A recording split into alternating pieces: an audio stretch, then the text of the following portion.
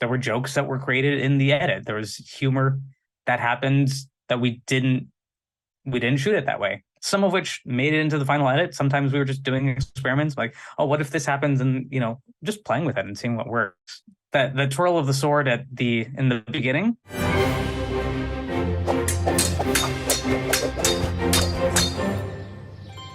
That didn't go there. The whole beginning of that fight was re-edited because there was this sequence at the beginning where we were introducing the characters. They bow to the Duchess. They each do a salute, and then we like settle, and the Chamberlain waves a handkerchief like it's the Fast and the Furious something to get it started, and then we go into the fight. And it just it took too long, so we wanted to like go from the storybook into the fight. That was just a shot of Fiore's salute, which wasn't a strike. But I'm like, that's a great shot. It's funny. What if I do this? And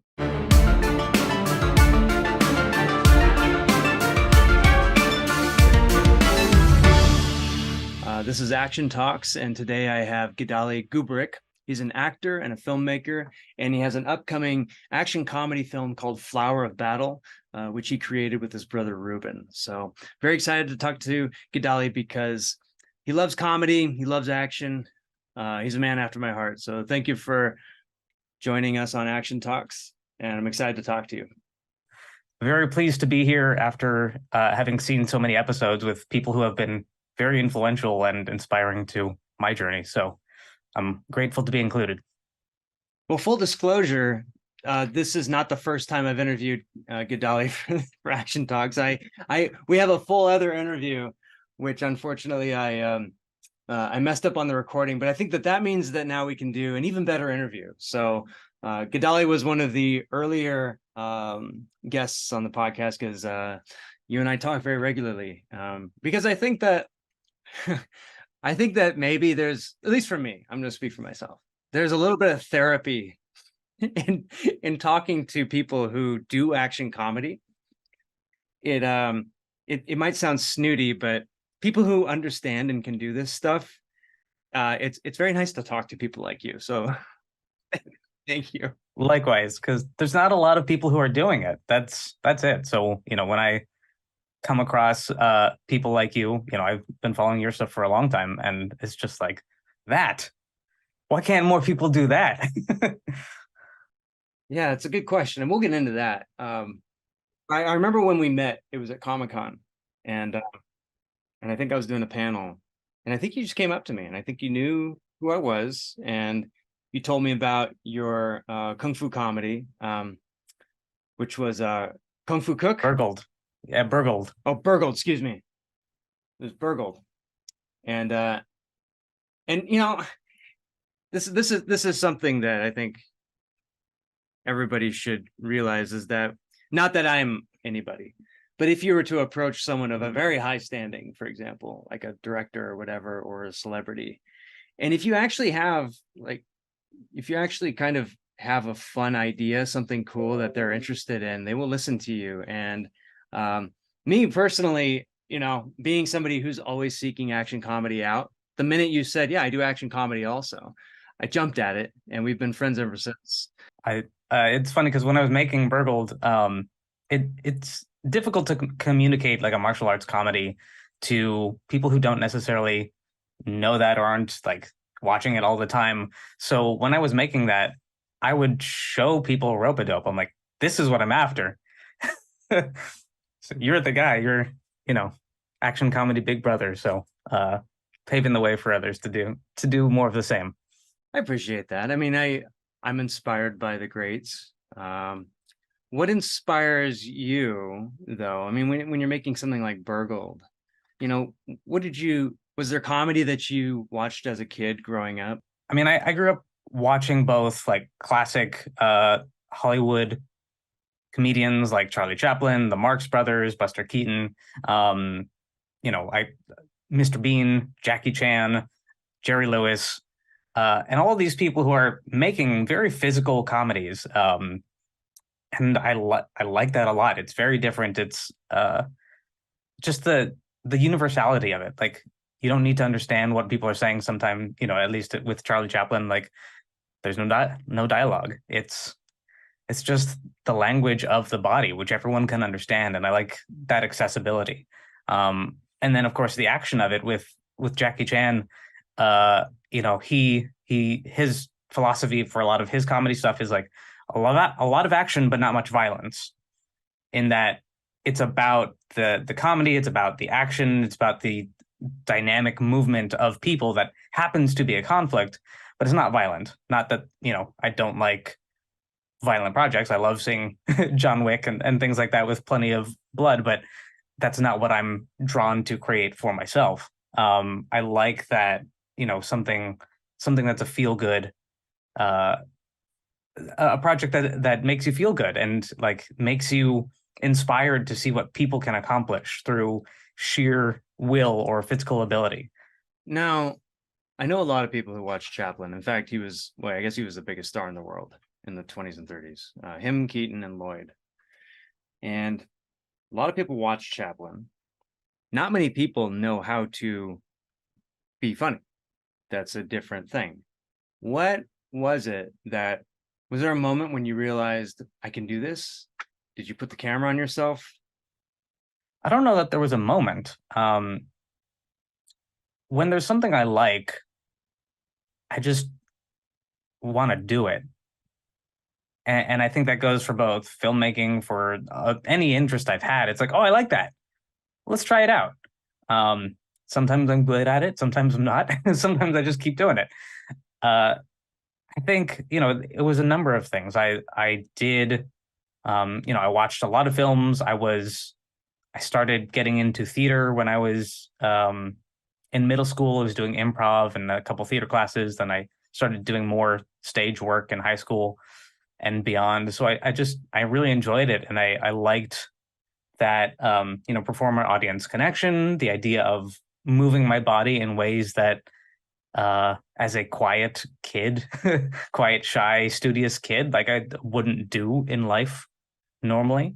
That amount of expression and being able to put a smile on someone's face is not underrated. Like it feels really good.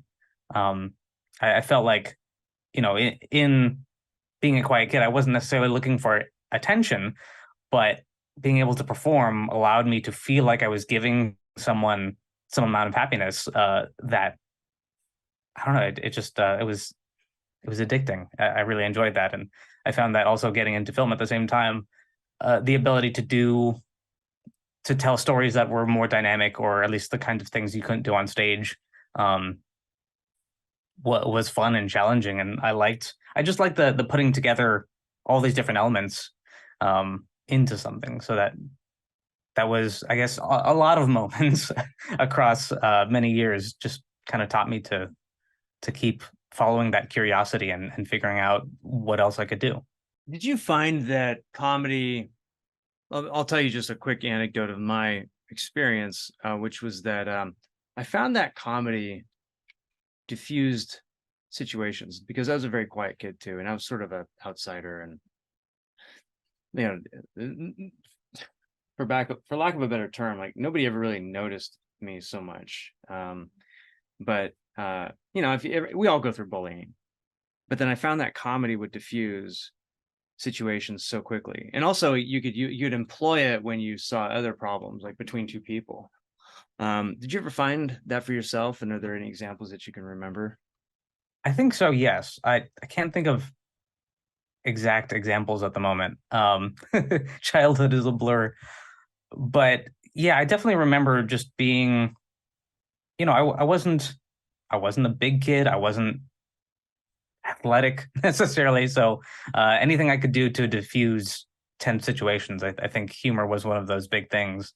But also, I think I found that over time, I could be appreciated, or at least feel like I was contributing something to a conversation if I had humor. I remember in junior high, like I had been listening to stand-up comedy from like Jerry Seinfeld and Brian Regan. I would just memorize uh, their bits, and then I would be asked by some people to just recite them and tell them. And it was actually really good practice for just, I think that's where a lot of my comedic timing came from, is just kind of absorbing those guys and being able to say those jokes again, try to make it my own. Obviously not better than they could do, but it taught me a lot of just being able to stand there and deliver something and get people to laugh. How did you make it your own? I'm very curious. I didn't. It's just, it's not that I made it my own, but it was able to come from me and still be funny. You can't do it exactly. It'll be strange. Yeah. Yeah. I mean, part of it's just, it's the same thing with like performing in theaters. You're there in that moment. There's the people in front of you. And if you try to copy the exact timing of something that's in a movie or that's in a recording, it's not playing with the person who's in front of you. And you're like, for stand up, those performers are playing with their audience in that moment. It's timing with the audience, not absolute timing. Yeah, stand-up is theater, isn't it? Did you ever do stand-up? I'm more of a sit down comedian.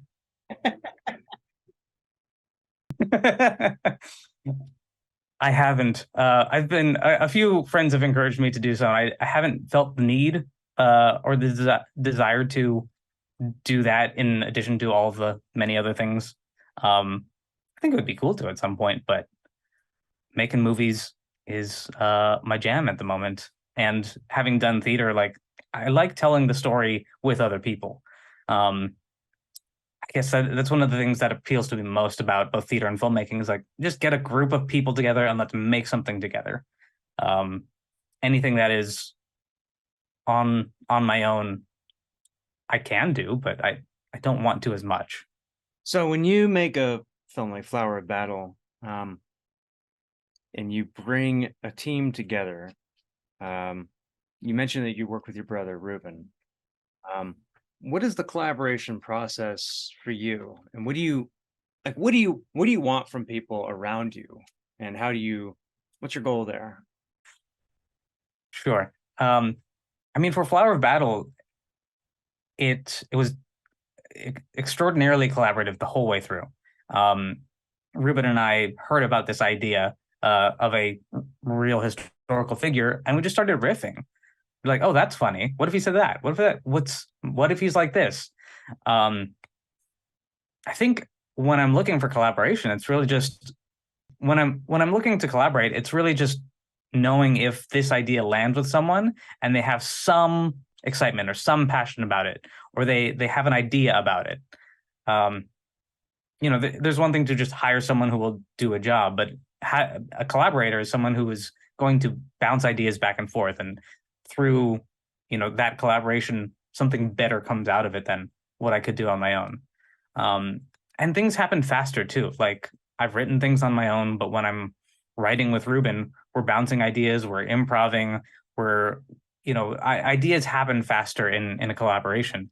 So we were able to do a lot and I think get a better product.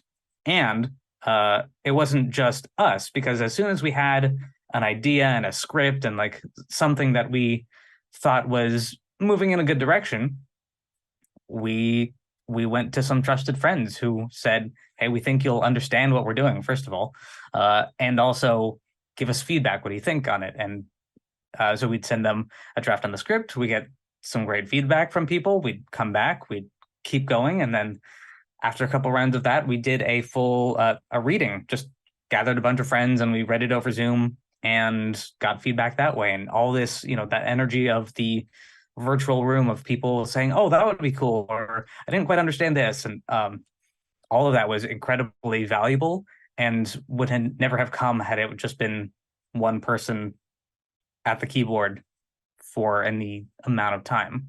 I think I'm, pretty good at some things, but I know that I'm better with other people.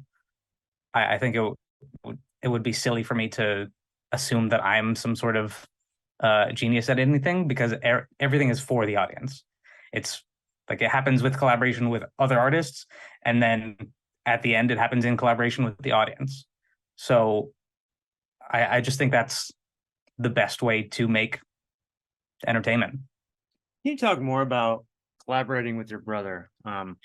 I'm an only child, so I've never had the benefit or the difficulty, I guess, of collaborating with a sibling. What's that like for you guys, and what's the whole process like? I mean, we hear stories of like the Coen brothers finishing each other's sentences. Is that a little bit romantic, perhaps? I don't know. I don't think so. I mean, we work well together. I think I lucked out in a lot of ways. No, I definitely lucked out in a lot of ways to have someone in the family who we're on the same page about a lot of things. Like we're both filmmakers, we both write, we both have similar taste in movies. Not everything's exactly the same and we don't agree on everything, but also part of that is if I say an idea that I'm really passionate about, he'll say, I don't get it. So that makes, yeah. And it's not just that like he's brutally honest, but like that's kind of the first audience member for certain ideas, having someone else there. But yeah, he's honest in that because he wants to get it, and if he doesn't like it, he's not going to want it in the project because we're both doing it. And I'm grateful for that too because I've talked to a number of other fellow creatives and friends who are like, oh, I could never do that with my brother or my sister. And not everyone has the kind of relationships with their sibling that where you can work together or collaborate on creative projects. So luck of the draw, I guess. I assume he's a firstborn since his name is Ruben. I'm the older one, actually. Oh, yeah. Sorry. What roles do you guys fill when working together? So I would say, I mean, the writing part, we're very, back and forth with. He's a capable director on his own and has directed, other shorts and a feature. He has edited things on his own. So there's a lot of crossover. He's not an actor though. So for Flower Battle, I was one of the lead characters. Or I guess the lead character. So when it comes to being on set, he is the one behind the camera calling action. We prep together everything, as far as like directing and talking with our production, our designers and things like that.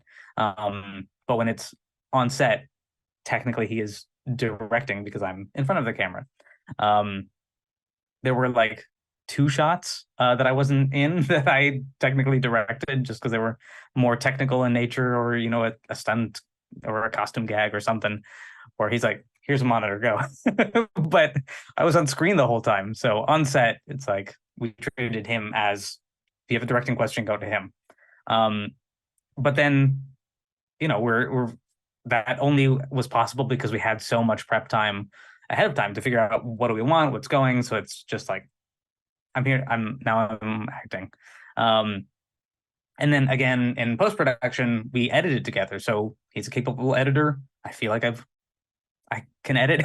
So we both split those duties as well and went back and forth. And I took some scenes, he took some scenes, and we gave notes on each other and we swapped and kept working on it. And then, he's also a capable producer as well. I think he's better at the admin, keeping all that stuff together side of things, whereas I have other skills like color grading and VFX that I applied here as well. So, we split it up as best we can and figure it out. You talked earlier about, and I want to get into more of the behind the scenes of Flower Battle, but you mentioned something about reading the audience. So when you're making a film, there's no audience in front of you.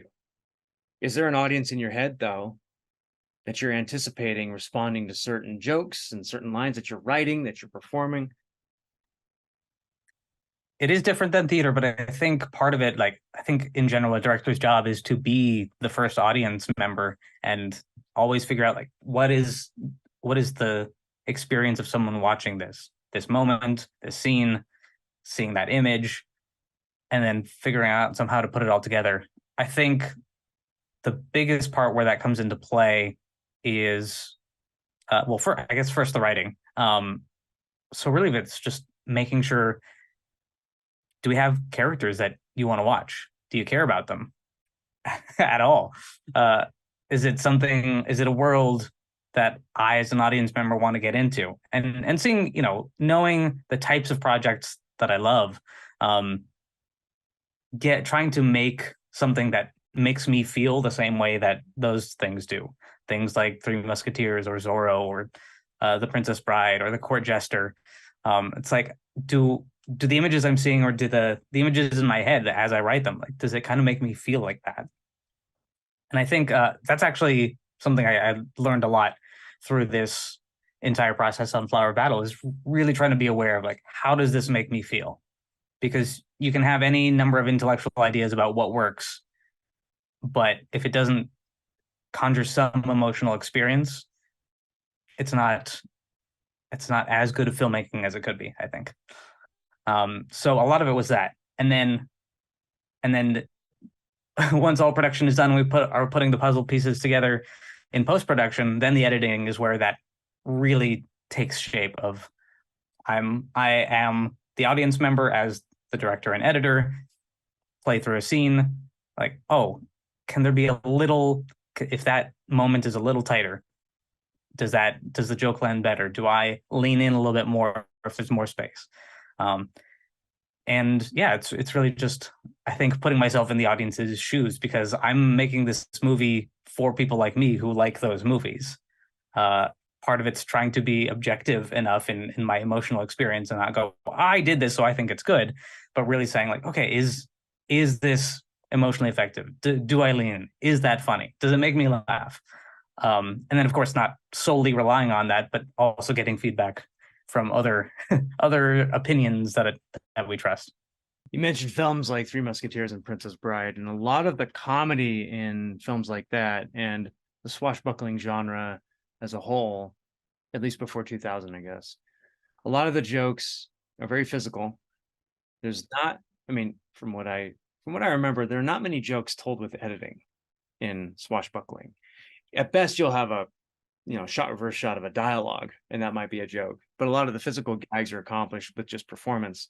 Is that how you approached comedy when doing Flower of Battle? Like, are you thinking, how do we make this work for the shot? Or are you thinking, let's get a bunch of footage and then edit it together and see what combination of shots will work as a joke?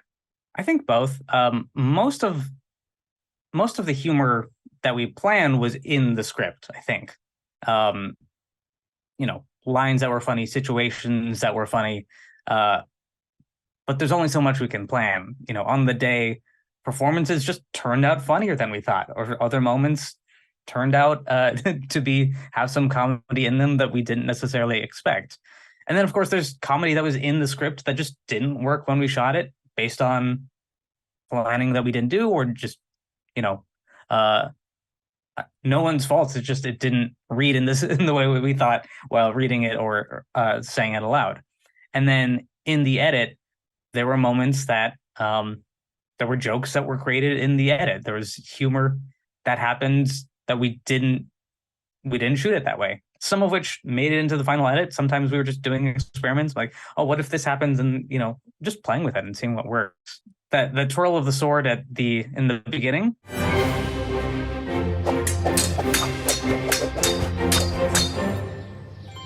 That didn't go there. The whole beginning of that fight was re-edited, because there was this sequence at the beginning where we were introducing the characters. They bow to the Duchess.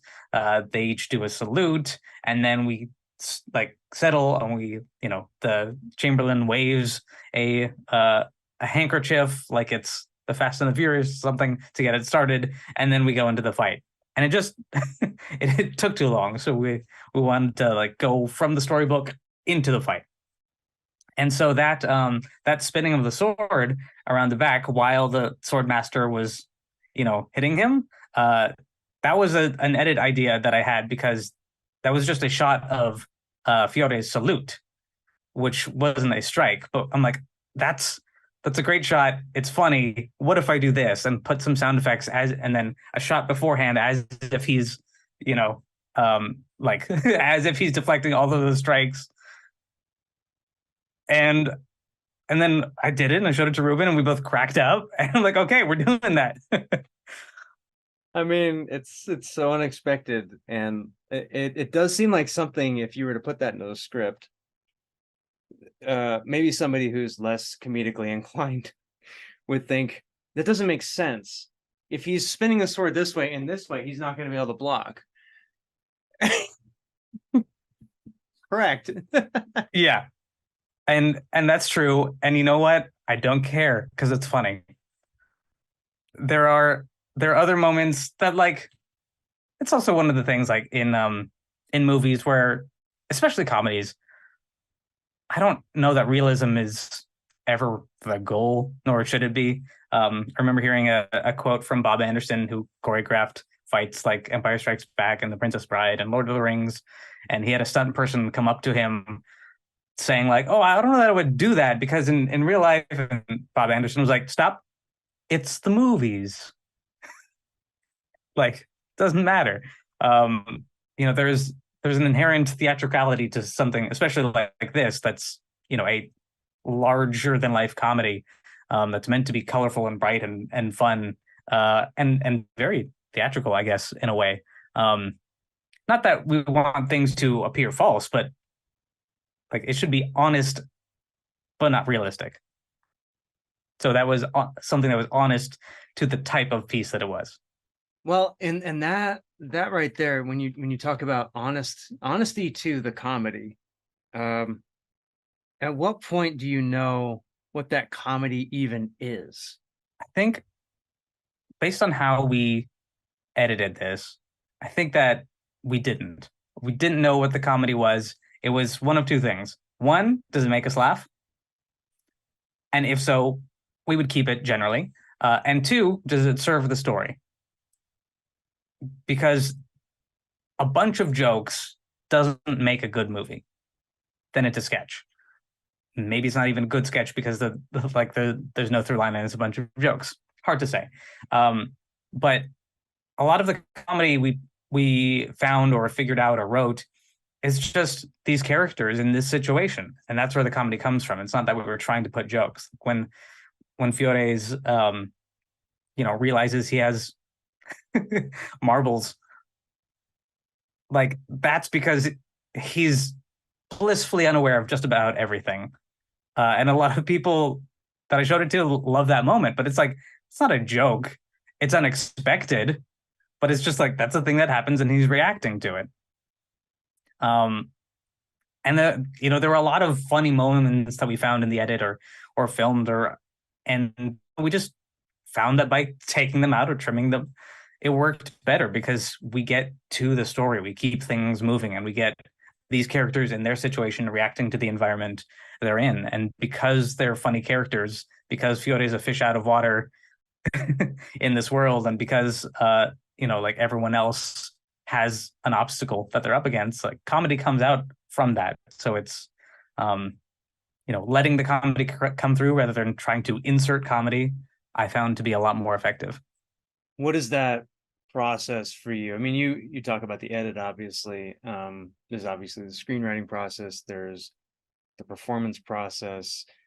Like which parts of these do you like to workshop the most when it comes to finding a joke? Doing as much as possible while writing, like in the writing process, is best. Having most things figured out is a good idea, and I think helps a lot. Like if the story is good, if the humor is coming from people just reading it, I think that does a lot. Also, because if that story is clear and the characters are clear, it's much more likely that someone's performance is going to come through and add extra humor on top of that. On the day, we had a lot of funny people in the film, and they just through their moments, through their reactions that were very honest to the moment and the environment and the story that was set up, that was funny. And we didn't always necessarily think those lines. Not that we didn't think they were funny, but like there was an extra level to them, that we were able to include in a lot of things. Some things are unexpected. Like there's a moment of Niccolo falling down in the thing, running back to her bag as the farmer comes up. We didn't plan that, but it kept cracking us up, so we put it in there. I don't know if, and some of these jokes, like, they're for us. We like them. They're funny. So that's it. You know, when I talked to Ron Gilbert about Monkey Island, he mentioned that the comedy all just came from, for him, it's all just absurdity, and even like even the format itself. I think he'll break the fourth wall all the time in Monkey Island games. The absurdity in this situation comes from your character, who's this very well, like you said, he's a fish out of water. Can you talk about where this character came from? He's a really fun character, and there's a fun history behind him. So it was a fun evolution. So first we found out from a friend who was doing HEMA about this real historical figure, historical European martial arts. So he was a real guy in the 1400s who wrote a book called The Flower of Battle, codifying, here's how to use weapons. Like, it's a early martial arts manual. And, so he said a little bit about him, and we looked him up on Wikipedia, and the first thing it said was itinerant swordsman. And we looked at that and went, what does that mean? Is he just going around the Italian countryside looking for a job as a swordsman? Because that's funny. and so we just kind of like started improving. I was like, who is this character? Why is he doing that? And it's like, okay, he must be kind of he must be very confident, first of all, like, and he must be very skilled. And then it started evolving, like, oh, what if he's like dumb and he keeps not getting these jobs because like his people skills are terrible, or he keeps, getting into accidents, or he's just, he's the schlemazel in this situation where just things don't go right for him. And, that evolved into like, oh, maybe he's just, he's very upper class and he's just kind of making jokes of everyone else. He's this kind of like knight errant character. He's very Don Quixote in that way, where he like has this dream that he's pursuing. And then I found the manual that he wrote, and the introduction of it fully matched what we were expecting. So he starts saying, first of all, he references his own name many times, his full name. So he's just aggrandizing himself and how much he knows and his full name and where he comes from. Like, okay, great, that's accurate. And then he goes on to say that you shouldn't teach the peasants this art because they can't handle it. I'm like, oh, great. So he's very upper class and like looks down upon the lower classes. And it just, the whole thing was like confirmed who we started imagining him to be. And we thought that was really funny. I'm like, okay, this is a comedy. This is a silly Don Quixote-like character who's on a quest to get a job and deal with his own challenges and his own inability to follow through or to make it happen because he's so oblivious. We also transplanted him, so he wasn't like in the 1400s. He was using a longsword, tended to be the weaponry of the time, but we thought the idea of a comedy swashbuckler was a better setting for this kind of a character. So it's more as, we're not going for real history, but we wanted to make it feel a little more like 1600s, Three Musketeers kind of thing. In Princess Bride, it's very much, a fantasy storybook, but it has that sort of, early 17th century swashbuckler feel. Can you talk real quick about that decision? Is that an action design choice, or is it a character choice? What was your thinking behind that? It's both. I think mostly action design. From the beginning, we were thinking like action comedy and swashbucklers tend to be more of the thinner, lighter blade sort of sword fighting. There's as far as like the cinematic language goes and what audiences have seen, they expect a longsword, which is, like my arm span, a two-handed sword. People tend to think of like Conan the Barbarian and stuff like that, where it's a long, heavy blade and it takes all your strength to do. That's it's a complete myth. That's not how those work. They're basically the same as katanas, just longer, two-handed. They're very fast. But as far as what people expect to see with that kind of a thing, it just wasn't the sort of action comedy swashbuckling feel that we wanted. We were looking more towards a Princess Bride, a Three Musketeers, a Zorro, where it's light, it's quick, it's a little more the Renaissance has a little more colorful, and sort of the different classes of the gentleman and the swordsman and the dueling just felt more later period. But again, we were going with the storybook-esque sort of feel, so we weren't worried about the history of it. I know there's probably HEMA practitioners who are not going to be happy with that, but you know what? It's the movies. When you're researching this character and you kind of get a taste, I'm sure, of what 14th century Italy was like and what it would have been like to be a swordsman back then. Like you mentioned that you don't teach the peasants, and from what I understand about Italian swordsmen is that they were very highly paid. They traveled all over the world. What were you able to pull from that history, aside from, I mean, you've transported into the 17th century, but what else were you able to pull from that time period and put into the script and into the performance? Well, a lot of what I found as I researched is, there's the various sword styles. There were different cities that were kind of hubs for, these European martial arts, the sword play, the different masters, their family styles. And I started going through and as I researched, I'm like, oh, this is Kung Fu. This is a Kung Fu movie. There's the different styles, there's the masters, there's the family styles, there's this class of people who are in this martial world who duel against each other, not to kill each other, but to prove that they're better than the other. I'm like, I've seen this Kung Fu movie many a time. And of course that, like, it's also similar to, samurai movies and Westerns with the lone swordsman, the gunslinger, the Kung Fu master who comes into a town.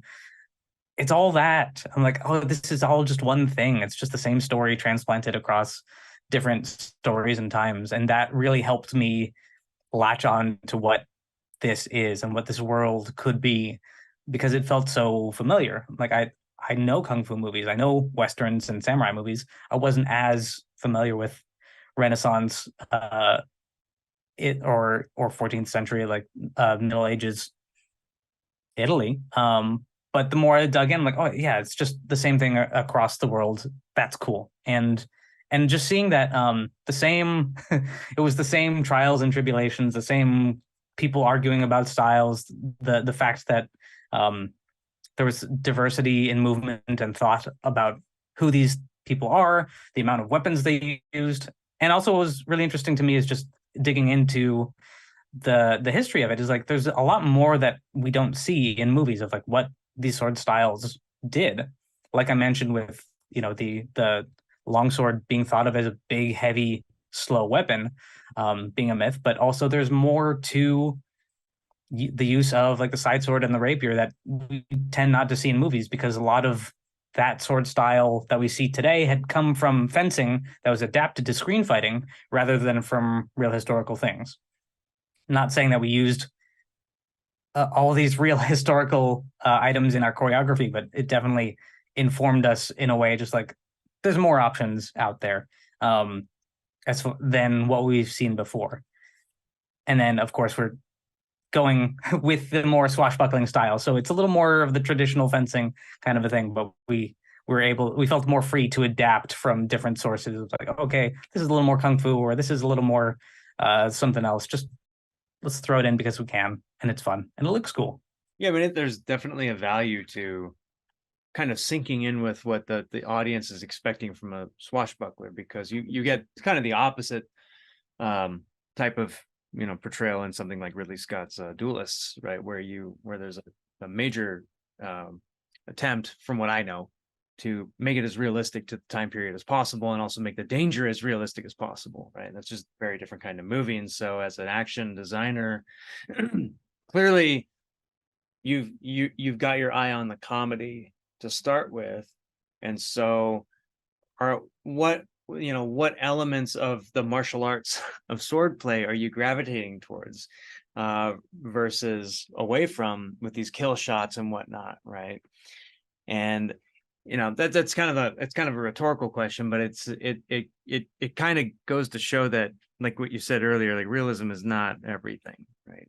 You don't have to be totally realistic, but you can kind of introduce these little surprises, like you said, things that we didn't know, we didn't think about. I mean, there were a number of moves in the first fight that were a little more wushu that we were playing with just to see what we could do, because especially for that where Fiore's got the upper hand, he's winning, he's overconfident, he wants to show off for the court, like we can do these twirls and kind of things, and the point is that like that serves the story because that's what he's trying to do. He's trying to show off how good he is. It's again with the kung fu movies is like it's not always, especially like classic Shaw Brothers, like these people are showing off. They're not just trying to kill each other. They're trying to prove that they're better than the other. So these types of moves are just the same as doing the flips or the high kicks or crazy animal style movements to show your opponent what kind of knowledge you have. And I liked that aspect of it. Yeah.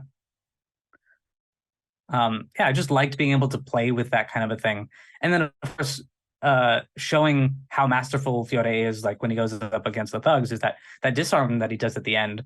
Also very kung fu sort of. I mean, we lifted that from Jet Li's Fearless. Like I've seen that fight so many times with Anthony DeLongis as Jet Li's opponent. Like that's cool. Let's throw that in there, or at least something like it, because just showing how good Fiore is also highlights the comedy of like he wins or like he beats other people, but he doesn't really win. Like he's so good, and yet things don't work out for him because of other reasons. So it kind of helped that comedy and the character. Like he's good, but what is he applying that skill toward? Do you find that doing comedy gives you more freedom with your action design because you're taking liberties here with transporting him to different places, and you're talking about doing wushu movements, and I think, especially with something that's meant to be larger and storybook-esque, I like larger movements. It tends to, like, large physical expressions tend to feel better in comedy because it's a little more, you're free to be over the top. If Burgled was realistic, it would, be a man with a gun coming in to rob someone else, and it would be over in like 5 seconds. There would be no reason for them to do kung fu. So like, but by making it a kung fu comedy specifically, like there's a reason that it's set up that way, and also we can get the sort of story in there where a man who is a kung fu movie fan kind of learns his confidence in that situation. Similar with Fiore, it's because it's a comedy, we can show that like his failings as a person are something to be laughed at, so that when he learns, and there's more to the story that I'd like to tell in a feature version, but like it kind of highlights his ability to change over time. It's like someone who doesn't care about other people and is only in it for himself, and that's funny. I think that's worth laughing at because he is a fool. He's likable in a lot of ways, but like he's foolish. So that as he starts to think, oh, maybe I can help this person who's my apprentice, and maybe later in the story, if he is able to come around and help other people, I think it's more impactful. You get, you can get on someone's side if you can laugh at them or laugh with them. I think it's an underrated ability for stories to take us on that emotional journey by being able to laugh first, so that the emotional impact is increased, or at least maybe we don't expect it. Like if you like City Lights, for example, with Chaplin, like it's a comedy, but because we're laughing at him, his situation, laughing with him, we totally understand his journey. We're with him as he's going through this life that is ridiculous and hard. So by the end, when we get to the emotional payoff at the end, like I cry when I watch that movie because it hits so hard. I'm so with him because of the humor. If that was just a straight up drama, I would never be with him in that same way. So I think comedy really disarms an audience in a way, at least me when I'm watching. It's disarming so that I'm able to open my heart to these characters in this situation.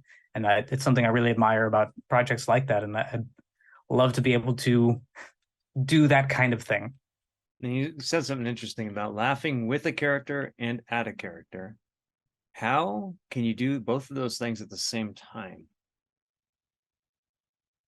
Maybe they're, I don't know. um, I mean, when we're laughing with someone, it's usually because we identify with something that they're doing. Um, if you see someone on screen early in a movie and you see them going about their life and they accidentally break something and they're trying to cover it up, we're laughing with them because like, oh, I know what it feels like to have messed up and not wanting to admit it. And we're kind of putting ourselves in their person's shoes, and we like them for that. We see someone who's imperfect. And I think when we're laughing at them, it's a matter of like, I'm glad that's not me.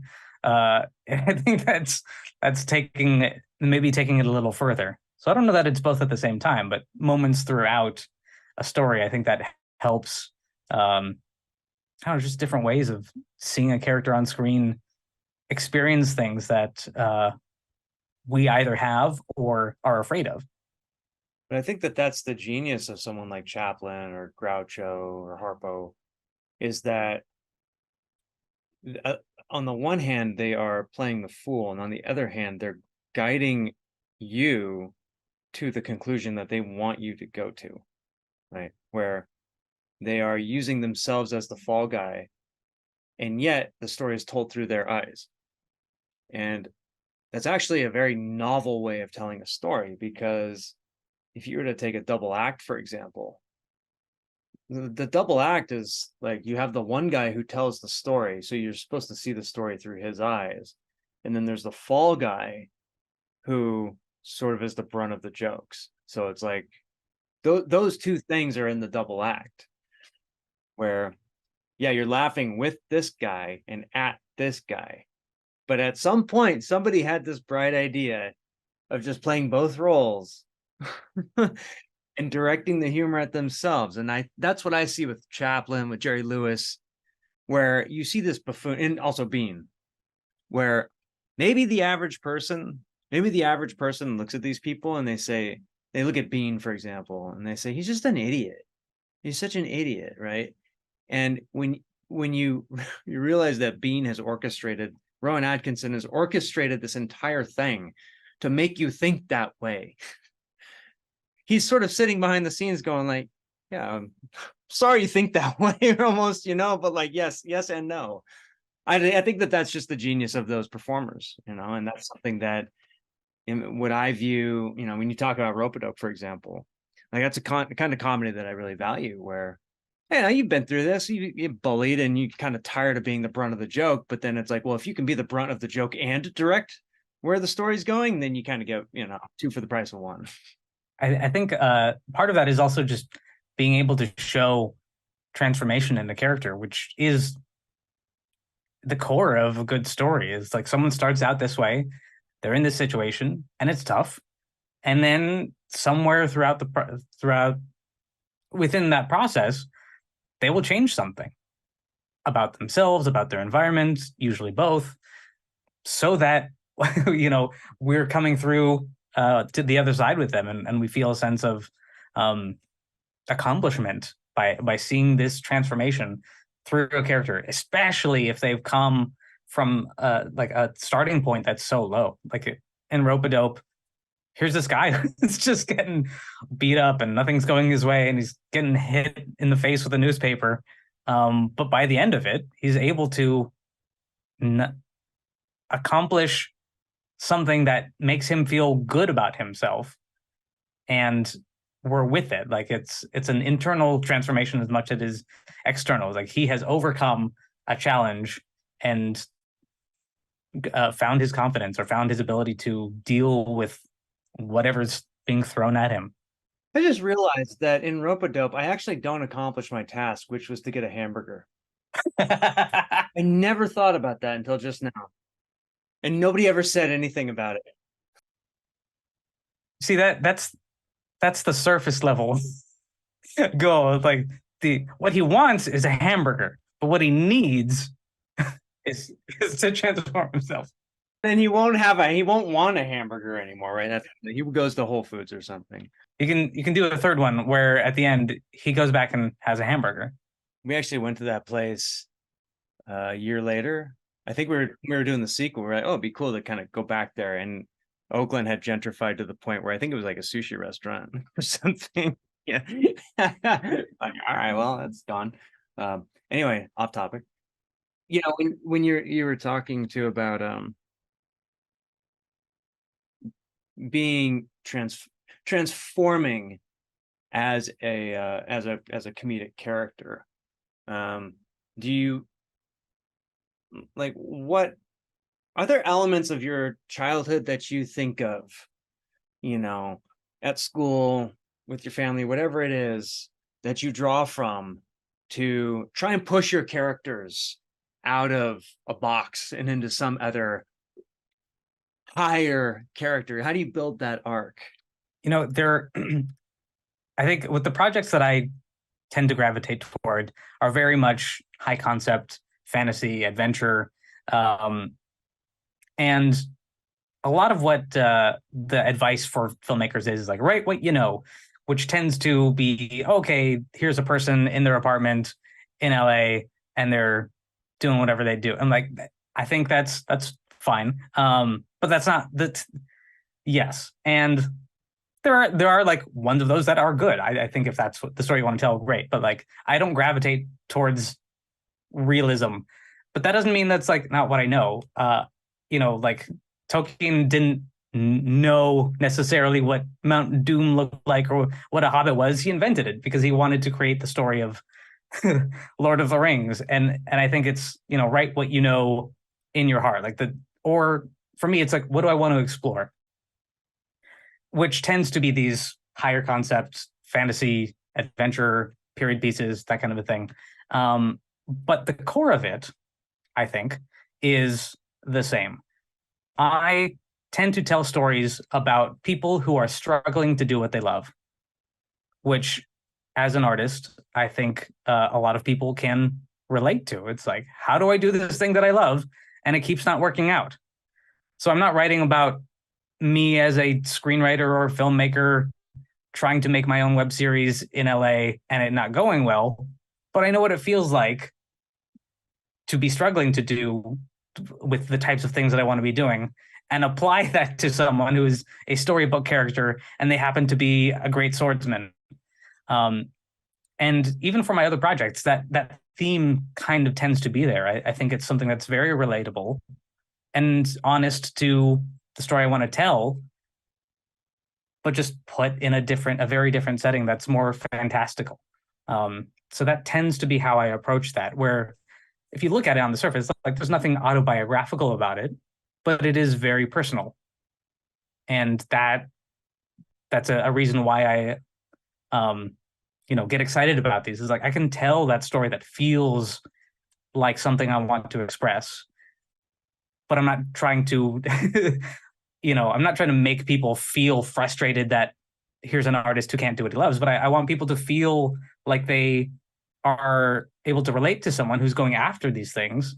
In the case of Flower Battle, with like hopeless optimism, and yet still be a fool, but still going after it. I really it's something like, it's a reason why I admire Fiote. Like, he's not smart, but he's really good at something, and he's going after something with as hard as he can. Yeah. He's our a bit of a modern Don Quixote, or at least, yeah. In that he's just he has this impossible dream, and it shouldn't really be that impossible, but for him it is. Yeah, it makes me love him, even though he's an idiot. Do you think then that is there a myth that you're telling? I mean, myth isn't bad, right? Myth is like a kernel that, I don't know what it is. It's the spark plug that keeps us going, right? Is there a myth that you are, I don't want to say pushing, that you're carrying this character through. And you just said it, which is that, you struggle to do something you love, and then your resolution to it is sort of a funny, you know, resolution that most people might not think of. Um, is this something that you, is this a product of your being able to pursue your passions yourself in your life and then accomplish them, and despite hardship? Does it come from that? Part of at least the stories that I am writing are very much about finding one's confidence, um, which I just think is part of my artist or life journey as well. So I also think that's the core of a lot of stories, like you mentioned, myth. Like a lot of classic myths are about people overcoming their circumstances so that they can do a thing, bring a tool back to their village. It's kind of the classic hero's journey. And this is just, I guess, my version of it. But to me, that is like that transformation is I want. I mean, there's a lot of challenges out there for everyone, regardless of where you are in life. And I think, if there's anything I can impart on people through stories, it's, believe in yourself. And that's at least the first step. It's not everything, but it'll help. And oh, yeah. And also like, and that's not easy. Like a lot of people say that, but it's not easy. It takes a whole movie to get to that point for these characters when we're telling it in movie form. And, so I think that journey is impactful and helpful. And certainly stories that I've been drawn to have that element of it, in that even if they're comedies, things like a Drunken Master 2, or a number of like a Once Upon a Time in China pieces of it, or Chaplin movies, where the story isn't like, hey, do this thing and it's an easy solution, but people are slowly learning to trust their own gifts, to trust themselves, to trust their own journey, and sometimes going through hell to get there. Like it's not because they're better, smarter, faster, stronger, but they don't give up. And eventually they find that spark of confidence to succeed. And I think that's a universal story that is both very appealing to me, and in these situations, I find to be a good kernel of a theme where it's like, it's not just a silly comedy, but I I wanted to have that message in there. Also hard to argue with. When you say that, somebody finds their confidence, I've known guys who find their confidence when they realize that they're much stronger and bigger than other people and can kind of throw them around, and then they become very confident that they can throw people around. And you could almost argue that there's like an element of hero's journey that's very Greek, that sort of rests on this idea that, if a character can sort of realize his superior qualities to the people around him, he can do anything. And yet when you see something like Marx Brothers, Chaplin, and Flower of Battle, it's sort of turned on its head, where it's almost like what is it? Is it like it is kind of a Don Quixote, like you said, but how would you describe that journey and that kind of storytelling? Because you're kind of an anti-hero in a way. It's kind of an anti-hero's journey. Where does that come from? For you, is there an element of yourself that you bring into that?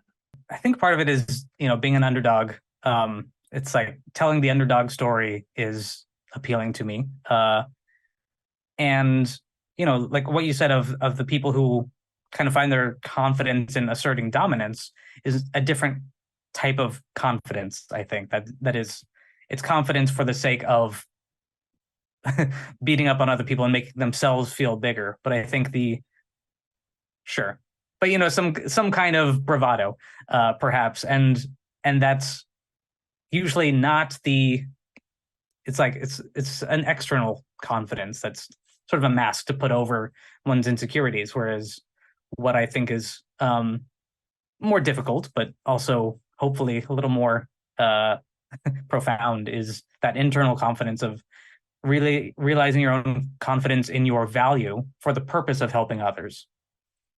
In Fiore's case, like, we haven't quite gotten there with him yet, because to him, he, you know, is about himself, you know, getting what he wants. Over the course of a feature film, we can explore him actually learning to help others and put aside his own things. But in this, we're like starting to inch toward that. But I, you know, it's overall, it's like telling an underdog story. Part of what I like doing with characters is telling, I guess, sub-hero stories. Not superheroes, not heroes, but sub-heroes. It's like, this is the wrong guy for the job. Like, you know, for Burgled, that was like, it's a kung fu comedy, but here's this guy's a movie geek. Other stories, it's like, I don't know. I think it's good comedy of like, you're fish out of water, the wrong person for the job. Obviously, there are, you know, wrong man type dramas even that Hitchcock did, but like something like you know, when Rowan Atkinson did Johnny English, it's like, oh, we're supposed to have James Bond, but he's not available, so they got Johnny English, and now he has to do it. How does that go? Yeah, the classic example too would be Pink Panther, right? Where you have, not only do you have the anti-hero, where the character he's borderline despicable. And then there's a villain in Pink Panther who I think is one of the greatest anti-villains of all time, who has done nothing wrong. Dreyfus, his sin is that he has realized that there is a fraud and that he's going to destroy everything. And he becomes so obsessed about the fact that he's the only one in the world who sees this, by the way. Nobody else sees that, you know, Clouseau is a complete fool. Everybody sort of reveres the guy because of his rank and his you know, and the kind of bureaucratic French police system, apparently. And by virtue of him being, you know, Dreyfus being the only one who sees through the illusion, he becomes crazy. And it's this journey through, you know, 3 or 4 films. You see him go nuts, and at the end of, you know, Revenge of the Pink Panther, he's literally insane, and he's escaped from the insane asylum. You know, and I only mention that because what I like about these kinds of characters is that it does throw, like you mentioned, the sort of traditional hero's journey. You do sort of get this, it's sort of an external power that you get that makes you become great. And without that, you might just be an everyday person. And whereas with these more underdog stories, like you said, it comes from within. I don't know where that comes from. That seems to be some kind of, I mean, I see this a lot when I read, you know, Old Testament stories. I see it when I, you know, it's very refreshing, and I wish more people would do it. And I don't know why they don't. It's because it's hard. I think it's easy for these stories to be sort of a mechanical solution where you get the thing, you get the technology, you get whatever it is you need, and then suddenly you're better. It's kind of like, I mean, there's good examples in kung fu movies on both sides as well. A lot of the time, some classic Shaw Brothers stories are, here's a guy in a situation and he needs revenge for the master that was killed, and he keeps losing to the bad guy, but then someone gives him a thing. In this case, a new style of kung fu. He learns, you know, Drunken Mantis, or he learns Mad Monkey Kung Fu, and suddenly, because he learned that style, which in this game of kung fu rock paper scissors beats the other person's style, and that's an external sort of solution. It's still fun, it's cool, but I think it lacks the depth of what storytelling can do to make something feel grander, mythic, or emotionally true. I still love those movies. Those are great movies, but you can overblow it in a way that a lot of, especially American action movies, would do, where it's like the guy wins because he just happens to pick up the bazooka and shoot the bad guy out the window. Okay, he won, but like it's not as emotionally satisfying.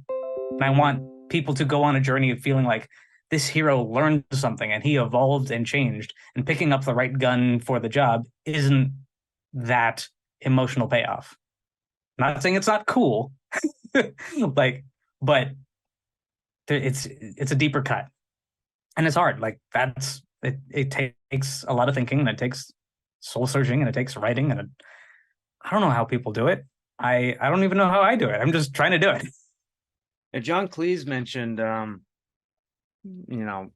the creative process is, it's not like a cognitive process. It's more like jazz, I guess, and it has nothing to do with IQ. And he found that he could be much funnier if he, I'll link to his speech. It's a 30-minute speech about it's kind of a speech about how to be funny. And his answer is like, I don't know, but here's all the things that I did.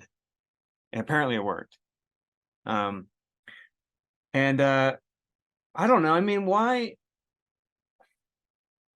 There are these great eras of physical comedy in cinema.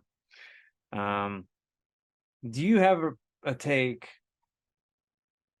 on what happened to that era? I think part of it is the traditions of where the performance comes from. Early Hollywood, for example, was basically just Broadway that was imported and filmed. Actually, a lot of those movies were like made in New York. They just film a stage. So early movies were just filming performances and then adapting certain things that you could do for film, but that the performers were stage performers. And so the directors knew they were in service of that performance, of the full body shots, of the people who could already do incredible things. And we see the same thing with kung fu cinema, where people come from opera and they're physical performers, and we're mostly hanging back and filming that in wide shots. These are happening in different eras, but it's the same sort of performance, like stage performance coming to being recorded, essentially. And as things evolve over time, people realize the power of what the camera can do. Some can do both, but I think when you are able to rely fully on the camera, you don't necessarily need someone to be able to perform those things.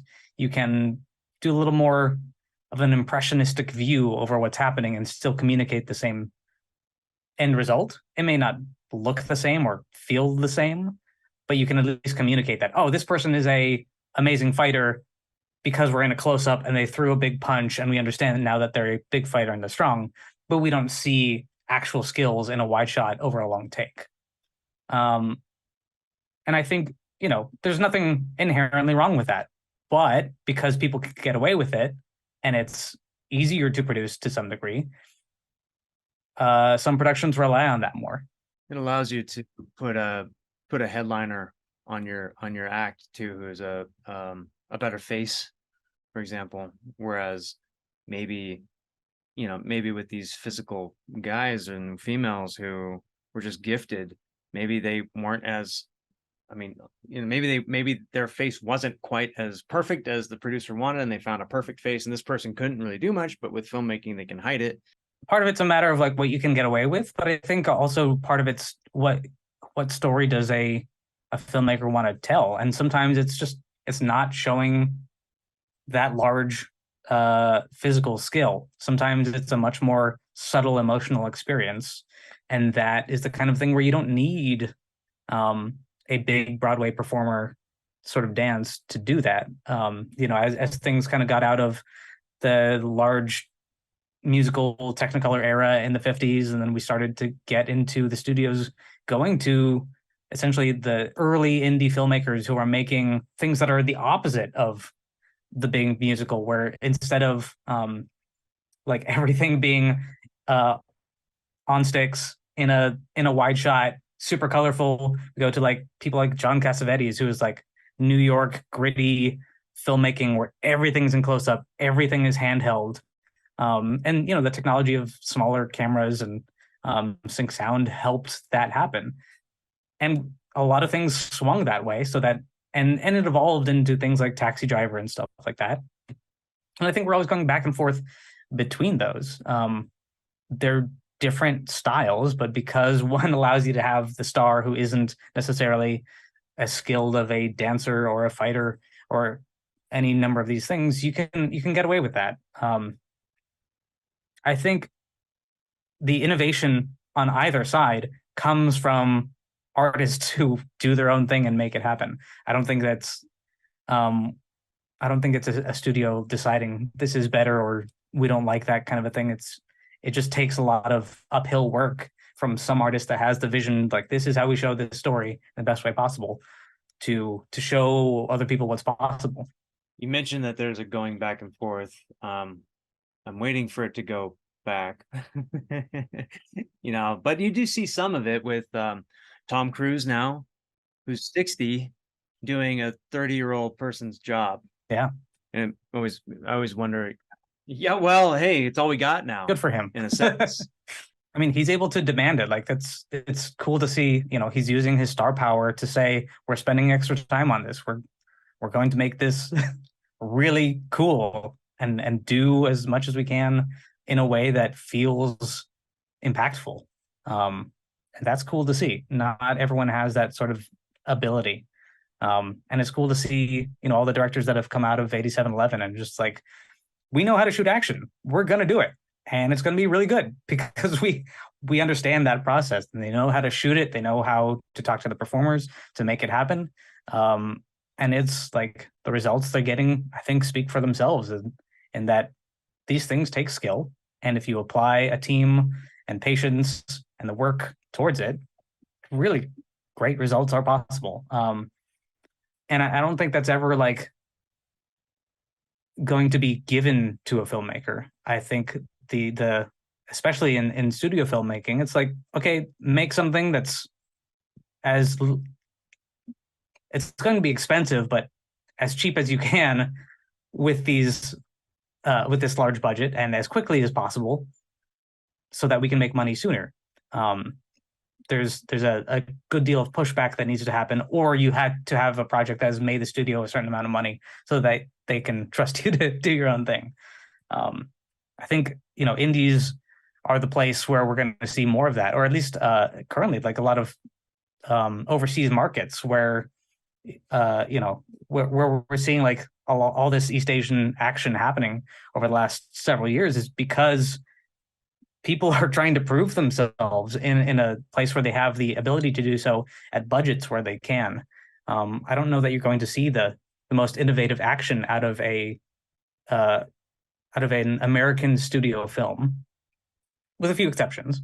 But most of it, I think, is where people can afford to push the envelope, where they're hungry for that, which I think is not going to happen in something that Disney is spending $300 million on. There's entertainment value to it, but like action isn't going to be pushing the envelope in the same way that like The Raid could, because those people were hungry for it and like wanted to do something new, and they had like the freedom to do so and in a way that was truly unique to them. I would put a caveat to that and say that in cases like the Fast series, for example, or you'll get something like the new Tron film or whatever it would be, where the physicality is nothing new, but there's a sort of like it's sort of this like tech innovation. It's almost like a conference. Like equated it to like it'd be like going to a conference where you see all the latest gadgetry and these big films come out where the stunt coordinators test the kind of limits of the technology itself. Whereas with physicality, I mean, look, you've got a major star that's pulling in like 30 million bucks to do this movie. You're not pulling a new kind of performance out of this person, physicality wise. So yeah, when you mention The Raid and these other films, and Ong Bak is one I always mention also, that's where they show this crazy innovation with physicality. And yeah, well, I mean, what does it take to, I mean, look, there are 200 and something countries in the world. Every one of them's got an action team, at least one, right? Except maybe Myanmar right now. And like, if they want to bring a physicality to the screen, what do you think it takes? Like, how do we get them going? Money? I don't know. I think it's the combo of a few passionate artists finding the means somehow and going and doing it. I think there's a lot of really talented, skilled people out there who want to tell stories, and a lot of them are, and they're going to YouTube because they have the freedom to do what they want and can explore things in a way that they're free to do so, and they're not expected to do it at a uh, you know at a level that looks realistic or is a certain amount of polish. I think that's where a lot of people are going and succeeding at doing new physicality or types of performance that are really engaging. And it's a matter of, do they want to be doing movies? Is someone going to give them the money so they can, or are they going to pursue that money?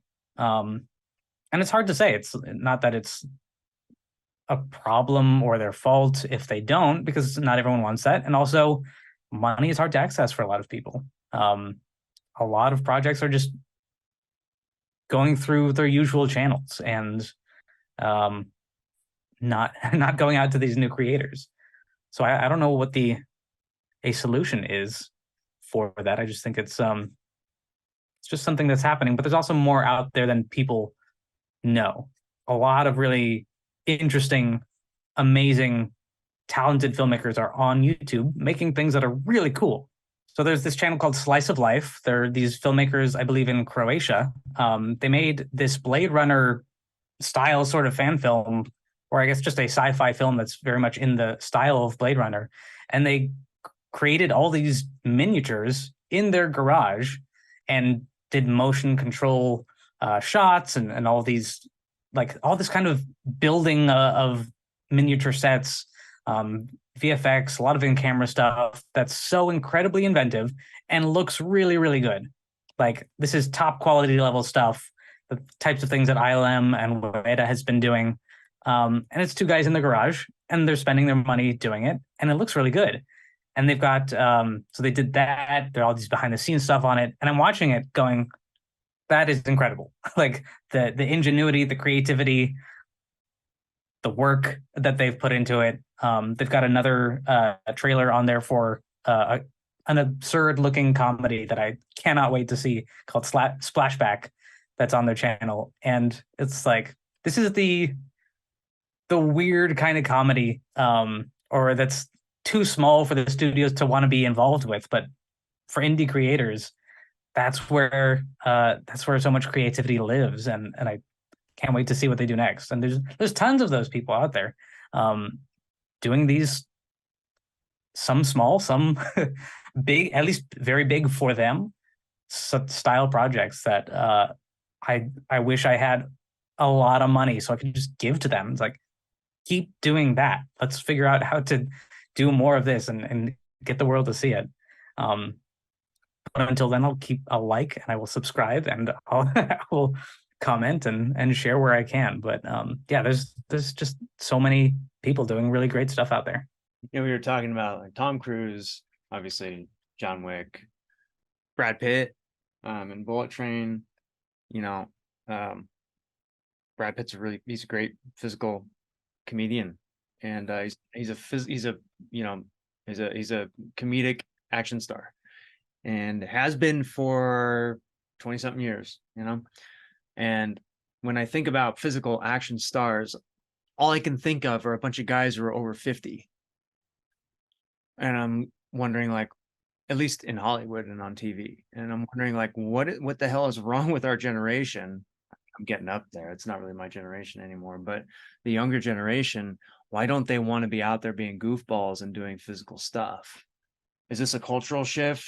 Is this just, is it not cool to do that anymore? Are we old fashioned, Gadali? I think they are, and I think they're doing it on YouTube, Instagram, and TikTok. The means of distribution have changed enough and become unfriendly enough where it's a slog to try to get someone at a studio to try to notice you. But if you can get 100 million people to like your thing on TikTok, why do you need a studio? A lot of people are doing that, and they seem to be happy doing it. A lot of people are making good money on YouTube, putting out shorts, comedy, bits of them doing amazing physical things.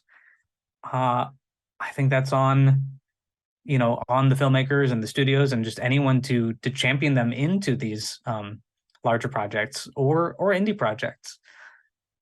I think the talent is out there. How do we get them into movies? I don't know.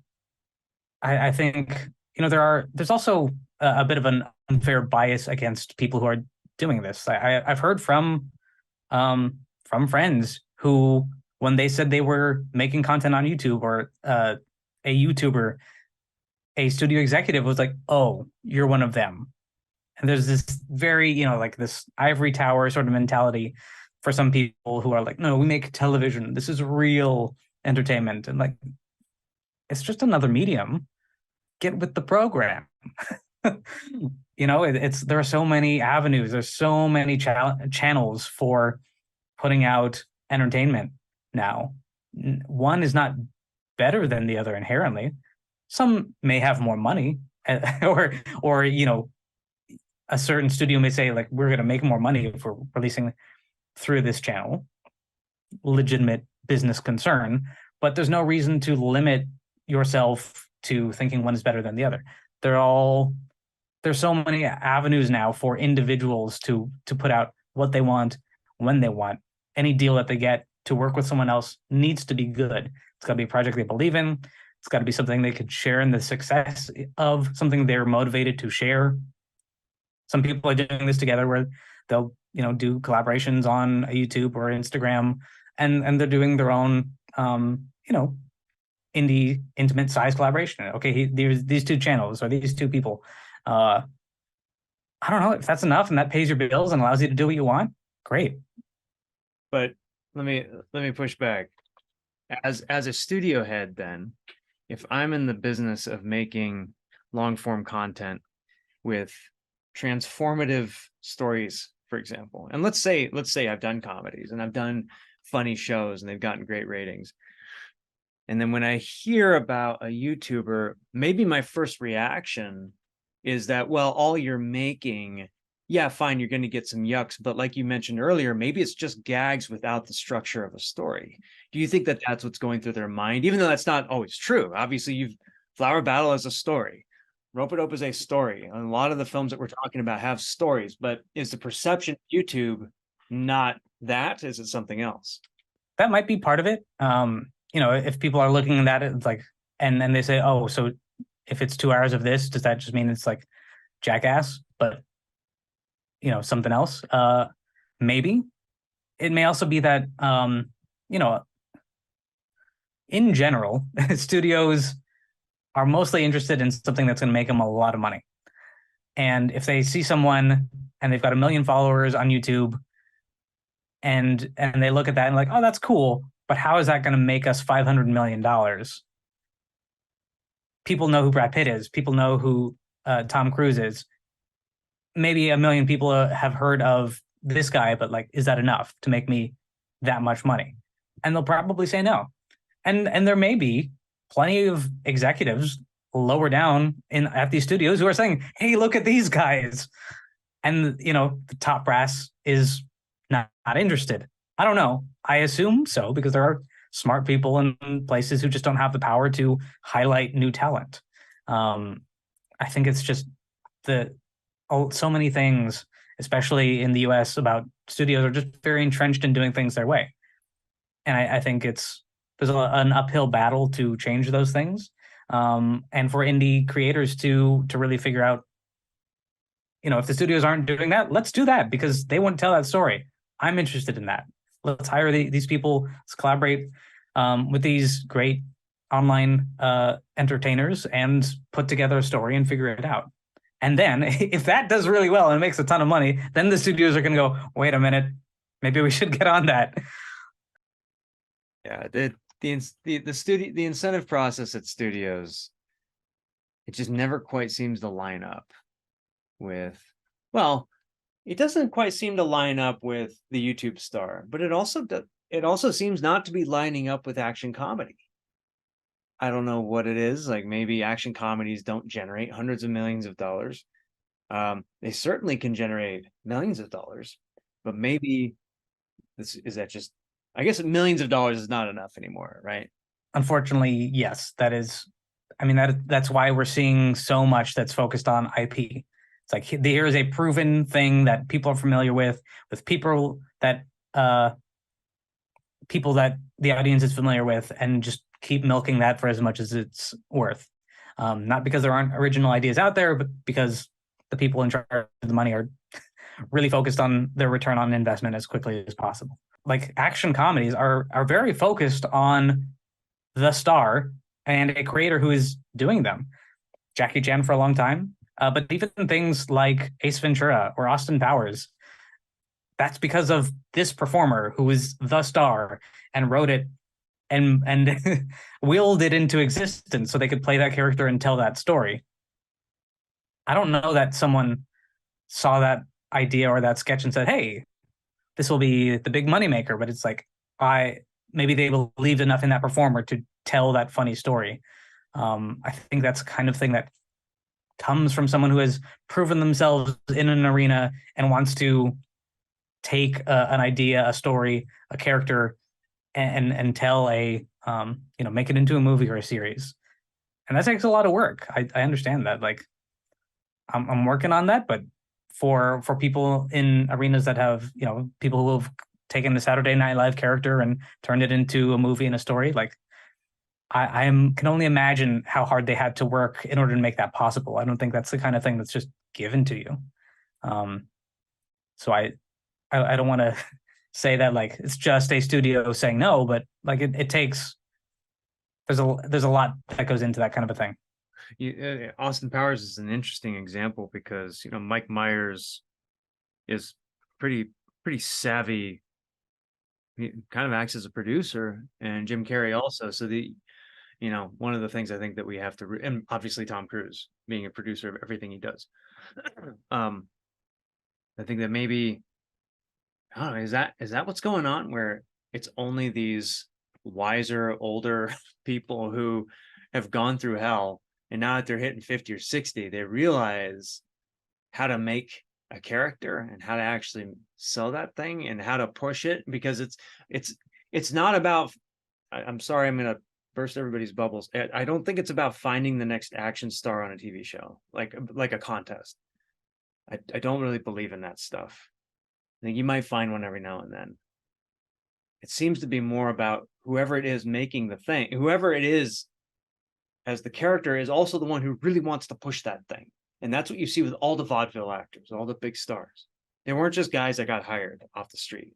Mike Myers and Jim Carrey were able to do those things because they had visibility through the shows they were on. And someone believed in them enough to be able to take that. I think now with the way studios are doing projects is that it's harder to prove oneself and then do something else. I think that the incentives may not be the same now because there are fewer bigger projects. And it's I just feel like the opportunity, especially with distribution, may not be there. Like there used to be a lot of overseas pre-sales that would happen for distribution, but now when it's with a streamer, it's just harder to get that money for one's own production company and produce that and then have it distributed by the studio. It's kind of all on its own track. So you're either going direct that route, or you're totally on your own to find your own money, and go the indie route. And there's less of an in between today, and I think that is where a lot of that challenge is that you kind of one or the other. Is that hollowing out of the center? That's just standard, or did that come with some kind of change in the market? You know, they talk about the loss of the mom and pop rental shops being the end of B film, for example. What's your read on how that hollowing out happened? I think a lot of that has to do with streaming. It took, its promise was that you would have more selection, more ability to watch things, and that has proven to not be the case. There are fewer choices to watch, there are fewer places to watch them, and there's plenty of projects that just aren't anywhere now. All because they had this model that they were trying to sell of like all access library, but that turns into them being silos for their own content, not sharing all movies easily. It's the kind of thing where I don't think audiences or artists are better off for it. I think it's just a matter of being able to figure out a model that's more profitable for them in the short term. I think that, direct sales, like online sales and rentals, are the answer. It's the kind of thing that isn't like as interesting or like not as hot of a topic, but it's still a huge market. It's like a $4 billion market for people who are just renting and buying movies online for digital download. Most indies rely on that. It's like, trying to get featured on the iTunes store, which isn't too difficult if you can get enough people to buy it ahead of time, do some pre-sales, do your promo, leave some reviews. All that is possible, and that's tends to be what a lot of indies are trying for. And with enough marketing, it works. But yeah, that hollowing out of the center is really just pushing all of this to the streaming model, where studios control most things, where it lives, how it makes the money, and then the payouts to artists that are just a certain cost, and not sharing in the success of a project. Jason Blum has talked about it a lot, of Blumhouse, of just how the model doesn't make sense. And, his company is disciplined enough to pretty much only make movies for $5 or $10 million. And, they have a great deal with Universal, I believe, where it's like they're distributing it, but they bring on people who really want to collaborate, and they do things for cheap. And if it does well, everyone, or at least a lot of people, are able to share in the success of it. And if it doesn't do well, they didn't lose so much money that people get fired over it, and they don't want to talk about it. They do their best to learn from it, and it's working well for them. Also, in the horror market, like, has a built-in audience, so I think that works. I think the same thing can be done for action, for adventure, for comedy.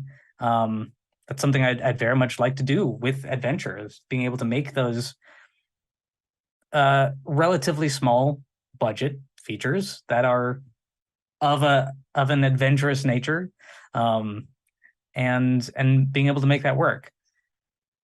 I'm not there yet, but that's the plan. Elaborate the plan. That was going to be my next question. So what's your grand plan with releasing these short films, these action comedies? What do you want to do, and how do you want to do it? Well, first off, I want to keep making more. These films they're fun stories for me to tell. They're a reason for me to act and have some time to perform and make something without waiting for someone to give me the opportunity to do so.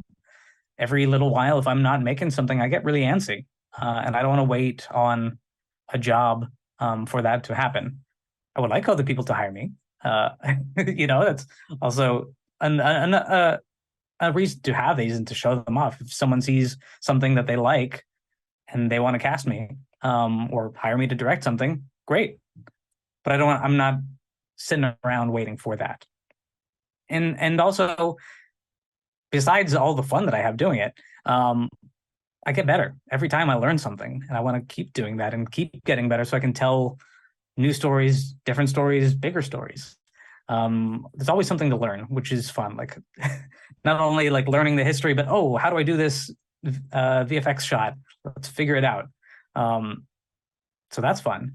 And over time, being able to turn some of these into features, series, and beyond. Like a Flower of Battle, I would love to make it as a feature. Actually, a couple features. Like I feel like this could be my Once Upon a Time in China sort of series of this character going through this time and in this way and having adventures along the way. I think that would be really fun. And it's because it's novel. It's the kind of thing that not too many people are doing, and people like this kind of a thing. I went to a sold out concert of Princess Bride in concert at the Hollywood Bowl. There were 25,000 people there that love that movie. There's not something else like that being produced or at least widely marketed currently. So being able to tell the kind of stories that I want to see, I want to be a part of, and I want to give other people because they're fun, they're good. So I would very much like for my production company eventually to be sort of this Blumhouse thing where we're doing modest size movies, but for adventure. One of these days I'd also love to tackle changing the industry of how distribution happens and having some kind of ability for people to, indie movies to have a better path to distribute their things and not just through streamers and studio owned things and in the way that like Steam did for games and the App Store did for apps and phones. Like it's not that it's completely democratic, but it's an open, it's an somewhat open marketplace for independent creators to put their thing out there. And if they have something really good and or have great marketing, can pay their bills and share it with a wider audience. Yeah. I think it's a noble effort. And you see that a lot with distribution companies who we used to go to them at AFM and we'd meet quite a few every year that they said, yeah, we actually started out as filmmakers and now we're a distribution company. So the people that went through the ringer probably went through a lot of failure trying to get their film out, realized how screwed they were getting, and then either are trying to help filmmakers out or just taking the cues that they picked up and screwing new filmmakers. You never know. So I know that you guys would be good, the good guys. So what are you watching these days?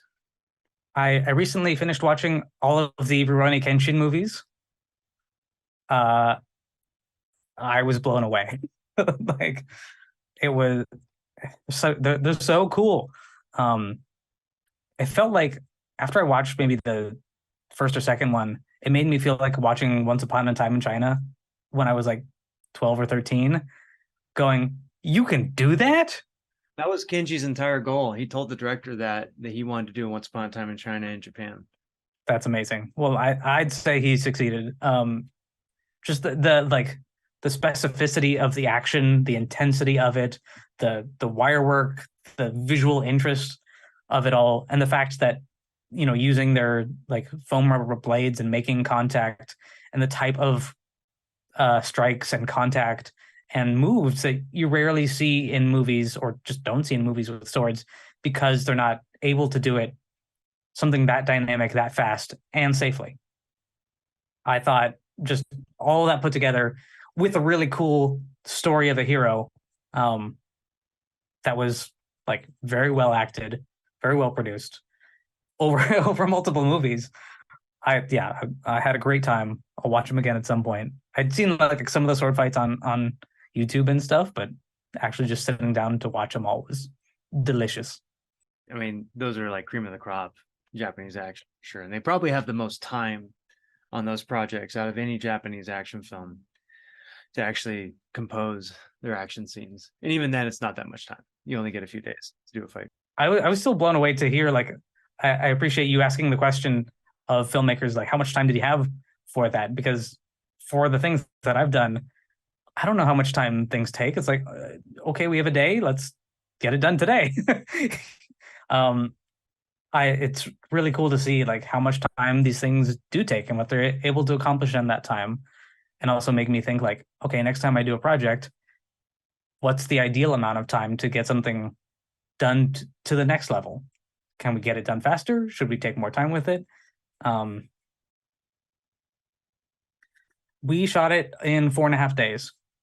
So like 4 production days, and then the travel montage was just an extra couple of hours, where it's just two of us, my brother, Pierce, our DP, just hiking and getting some shots. But the rest, 4 days of production, that whole the Duchess's Court was one day, and then on the trail for the next 3 days. The second fight was like over 2 half days. Um, so it's like, a day for that fight. And when people are like, "Oh, we did a week," I'm like, "Oh, is that the way to do it?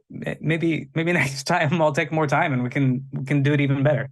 We were well rehearsed, but it's cool to see just like what can you do with time and where is that time spent, and it's always a logistical uh, challenge to figure that out, especially like when we only have so much time and money, mostly money, to like pay people for a certain number of days.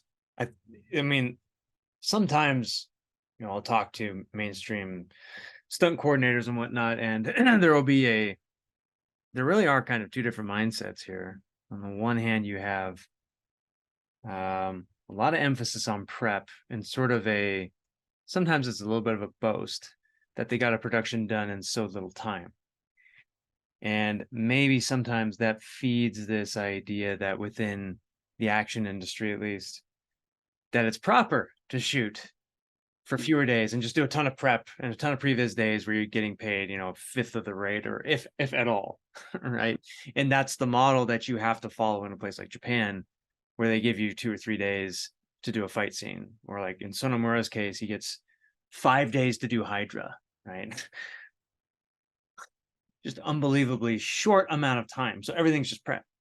And then the other viewpoint is the very Hong Kong style, which is that, well, I don't care what it takes. I don't care how long it takes. We want to do the best thing in the world.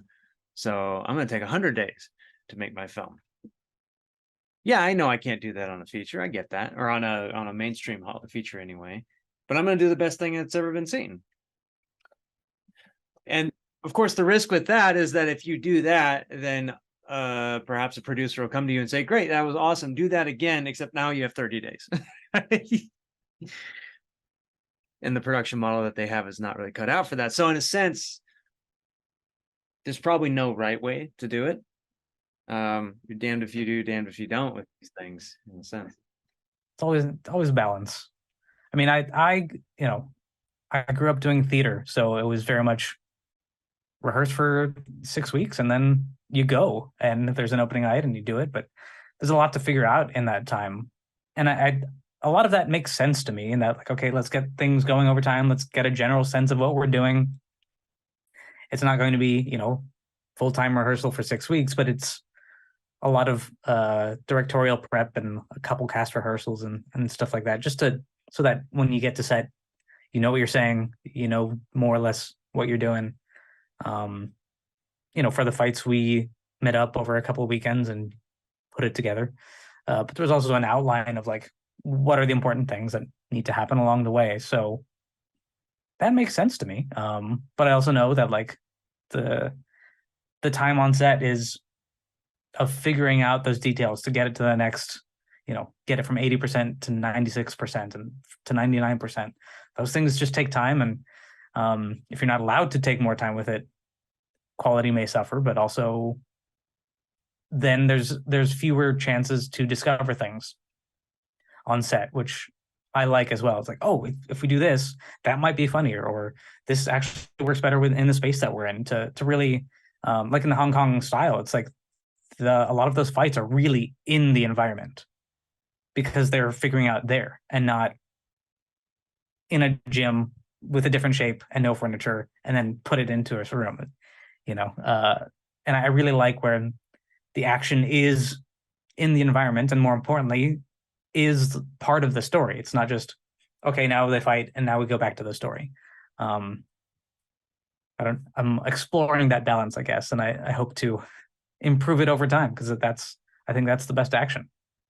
I hope you can, because there's so many externalities when you start to bring in money and production, and Blumhouse probably intuits this, where as soon as you start bringing in more and more capital, then there's this kind of imposed structure on, well, no, you don't get to stand around and figure things out. You know, we've got 100 people waiting for this thing, and it needs to look like $100 million.